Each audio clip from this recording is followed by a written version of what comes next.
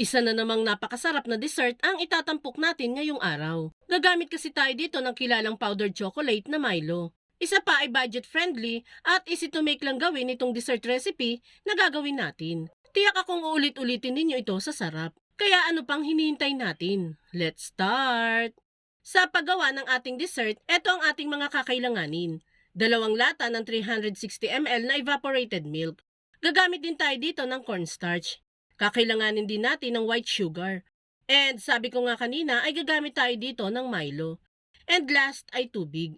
Yan lang ang mga kakailanganin natin sa paggawa ng dessert na ito.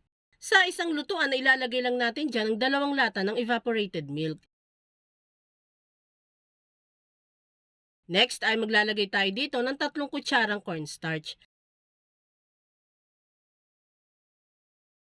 Tunawin lang muna ang cornstarch dito sa evaporated milk. And last ay 3 kutsara din ng white sugar. Adjust na lang kayo sa amount ng asukal na ilalagay ninyo depende po sa panlasa ninyo. Haluin hanggang sa totally matunaw na ang asukal at cornstarch dito sa evap. Once matunaw na ay proceed na tayo sa pagluluto. Bali dito ay lulutuin lang natin ang milk mixture sa medium heat hanggang sa maging thick na ang consistency ng ating mixture. Huwag nating titigilan ito sa paghahalo ng marahan para po hindi magsettle sa ilalim yung inilagay nating cornstarch. Kapag nag-uumpisa ng lumapot ang niluluto nating mixture, ay pwede na nating ilagay ang apoy sa low heat. Estimated cooking time lang nito ay nasa 12 minutes lamang po. Kapag ganito na ang naging consistency ng ating mixture, ay pwede na natin itong hanguin.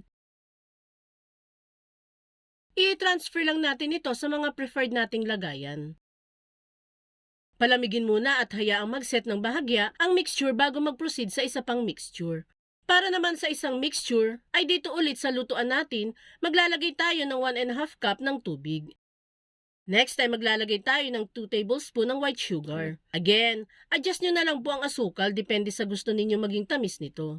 Next ay 2 tablespoon ng cornstarch. And last ay ilalagay natin dito ang 2 sachet ng Milo. Haluin hanggang sa matunaw na totally ang ating mixture. Once okay na, ay pwede na natin itong isalang. Katulad ng ginawa natin sa milk mixture, ganun din po ang gagawin natin dito sa ating chocolate mixture. Lulutuin lang natin ito hanggang sa lumapot ang ating niluluto. Kung nakaabot ka po sa part ng video na ito, it means na interested ka sa video natin today. Kung sakali pong magugustuhan mo ang dessert recipe natin, pwede po bang pusuan mo naman ang video natin? At mag-comment ka na din po ng, "Ang sarap naman ito." Maraming salamat po!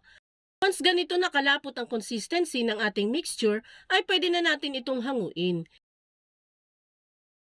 I-transfer na natin ito directly sa ibabaw ng ating ginawang milk mixture.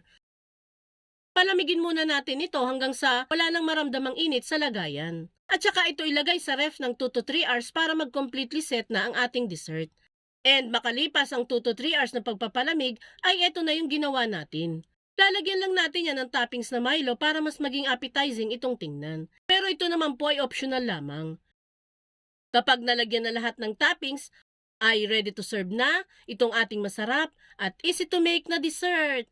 Ang sarap-sarap ng combination ng ating ginawang milk and chocolate mixture dito, guys. Isa pa ay tamang-tama lang ang tamis nito at melts in your mouth ang texture once kinain ito.